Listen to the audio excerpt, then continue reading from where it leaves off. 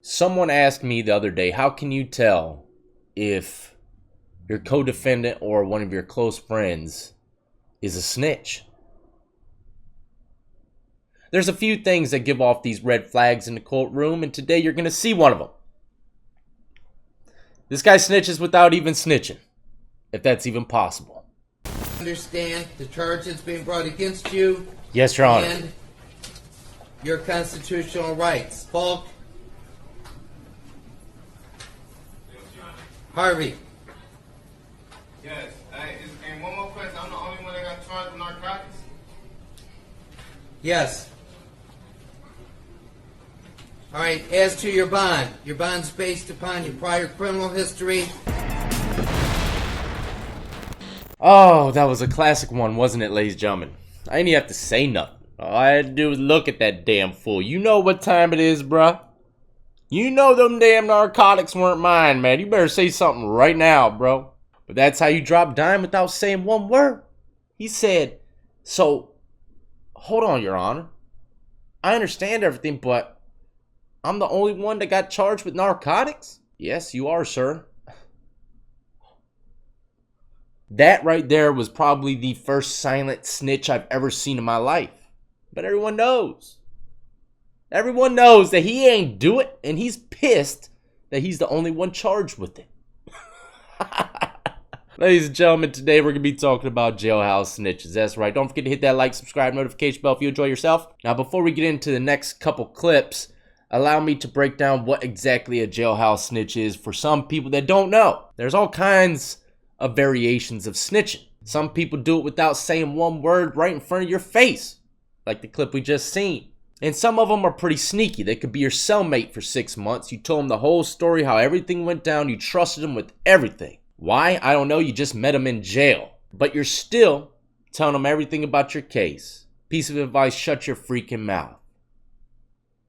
Because your cellmate of 6 months could be looking for a time cut. And sometimes these jailhouse informants, if they were your bunkie, they can make up anything they want. You know how many people get convicted of a crime that they didn't do because a jailhouse snitch made up the whole story?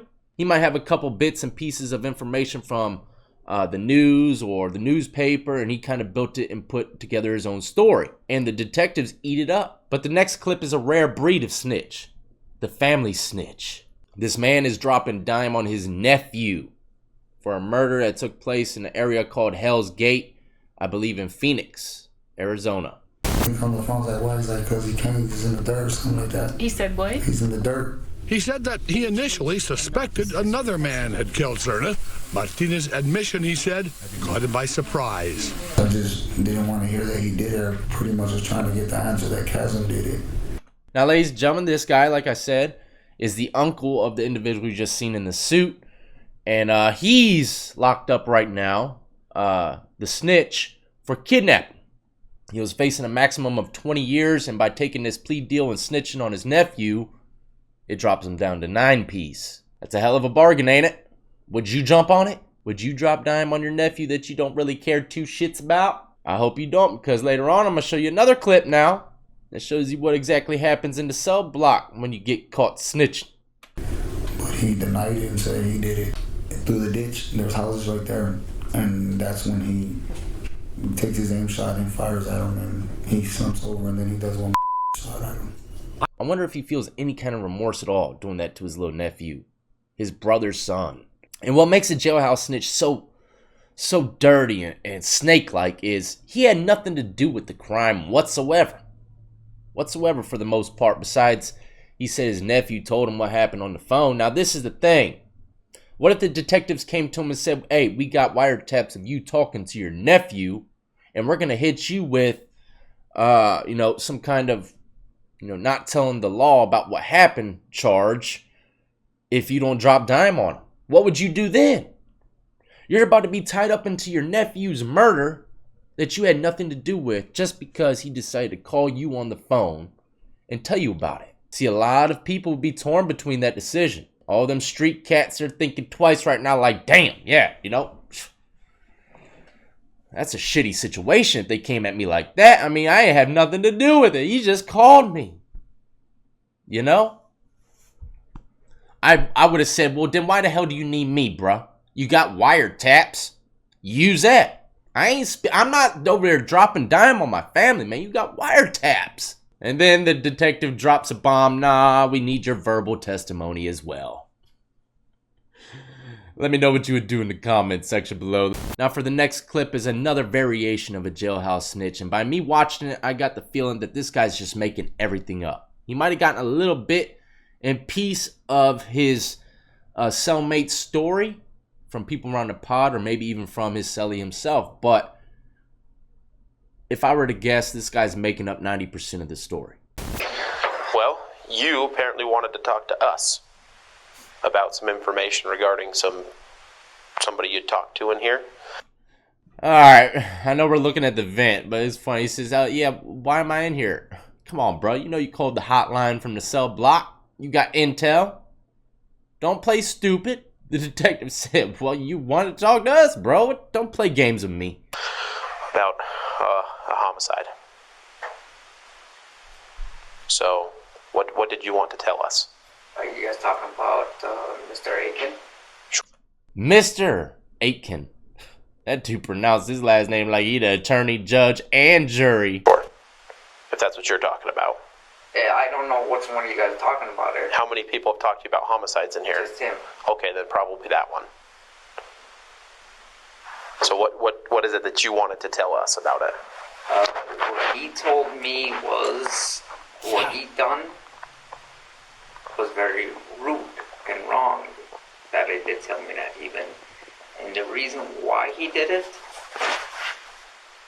he's a bum, he said. No one cared for him. Come on, man. I don't believe that. I don't believe it. That is probably the worst reason why he could have done it. He's a bum. No one cares about him. I mean, it could, but I don't believe this freaking dude, man. I don't believe him one bit.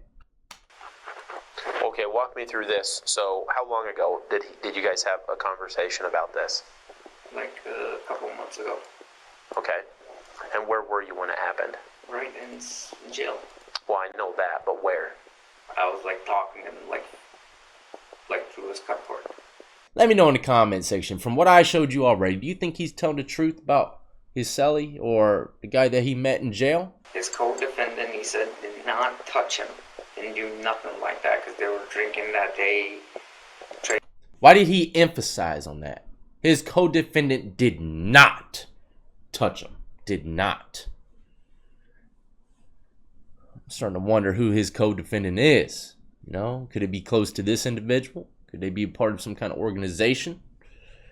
And he's trying to help his co-defendant get out of the crime? I don't know. So if I got to go all the way in on this and try to determine the two, I would say this dude's making a lot of this shit up. For sure. Just my educated guess, I guess you could say. Hypothesis. Now, last but not least is a very popular clip from the hit TV show 60 Days In. I've already reviewed it with you. And a lot of people say this show's fake, but hey, when you see what they do to this jailhouse snitch, I'm pretty sure you can say to yourself, it ain't fake. And most of the guys running this kangaroo court, for the most part, at least I know one or two of them, they got their boots smoked in the courtroom. They got real time. Real time. And what you're about to see is really what happens in some places in jail. They'll hold their own damn courtroom for these snitches in the cell right there. Judge, jury, and attorney. About to judge your ass. It's a tribunal of criminals. The dude running the whole pod right now for the most part is a guy named Daffron, and I believe he was sentenced to over 20 years in prison. I could be wrong. I looked up what happened to a lot of these individuals, but I just can't remember sometimes. I know he got smoked, though. You say you gotta go to court if you're evicted for 3 days. What's it for? We're summoning you to court. They're summoning a guy to court, and he's asking him, what is it for? Kangaroo court is extremely serious. They turn out pretty bad. What old Marine did, you know. Allegedly, he told on someone for having a knife. That's what the word in the block is, if you can read a little bit from the subtitles below. But he went to the hole. And he got out rather quickly. But the other dude that had the weapon, he's still in there, I believe. So they think that he dropped dime on him. That's why I don't mess with him, man. He's a rat. Brian's being accused of snitching. And look, Brian ain't no little dude. He's pretty big. I mean, he's little, but he got some muscle to him. He got some weight to him. And what is it, some Jordans? But damn, he got Machine Gun Kelly behind him, 9'2". All rise. All rise.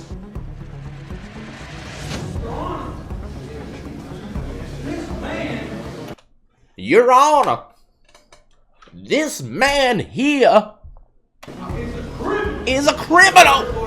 Ladies and gentlemen, this is one of the worst sounds you could possibly hear in lockup. It's so eerie. It's so eerie because you don't know if the dude's going to walk out or if he's going to come out in a body bag.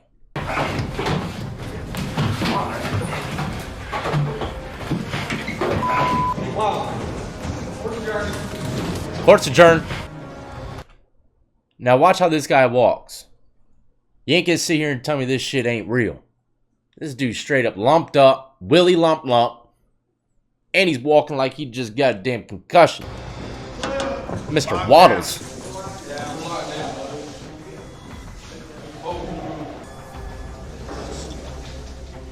I thought it was going to be innocent. I thought he was gonna be innocent. I don't think anyone going into court, kangaroo court is ever innocent. What would you do if you had to go in kangaroo court? Would you go in there strapped with a weapon or something? Shit. I probably would have turned my little 5 months into a life sentence. Ain't no way I'm gonna let all them dudes surround me in a cell. Ain't no damn way, man. But there is a lot of different variation of snitching going on out there, ladies and gentlemen. It could be your best friend. It could be your enemy. It just depends. You never know what someone's capable of until they're put in that position where they're facing 20 years in prison. If I were to guess, I'd say probably about 99.9% of people in this country would drop dime to cut 20 years off of their sentence. 20 years of your life gone if you don't say he did it. If you do say he did it, you're going home. That's a hell of a bargain, ain't it? Just remember that when you're doing crimes with people.